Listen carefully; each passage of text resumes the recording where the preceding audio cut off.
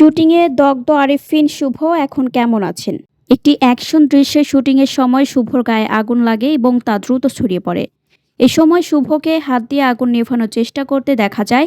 শোনা যাচ্ছিল তিনি বেশ আহত হয়েছেন। এবার সেই দুর্ঘটনা প্রসঙ্গে নিজেই মুখ খুললেন আরেফিন শুভ। সম্প্রতি সংবাদ মাধ্যমের সঙ্গে কথা বলেছেন এই নায়ক। জানিয়েছেন আগুনে তার পা অনেকটাই পুড়ে গিয়েছিল, তবে এখন আগের চেয়ে ভালো আছেন। হাঁটতে কিছুটা অসুবিধা হচ্ছে, হয়তো আরও কিছুদিন বিশ্রামে থাকতে হবে। ফেসবুকে ছড়িয়ে পড়া ভিডিওটি নেটিজেনরা মালিক সিনেমার শুটিং বলে দাবি করলেও শুভ এ বিষয়ে স্পষ্টভাবে কিছু বলেননি। তিনি বলেন, এটি একটি অ্যাকশন দৃশ্যের শুটিংয়ের মুহূর্ত, এটি কোনো সিনেমা বা অন্য কিছুর দৃশ্য, তা আপাতত রহস্য হিসেবেই থাকুক। তবে কোনো শুটিংয়ের দৃশ্য এভাবে ফেসবুকে চলে আসাটা একেবারেই অনুচিত। আমি সবাইকে এসব করা থেকে বিরত থাকার অনুরোধ জানাচ্ছি।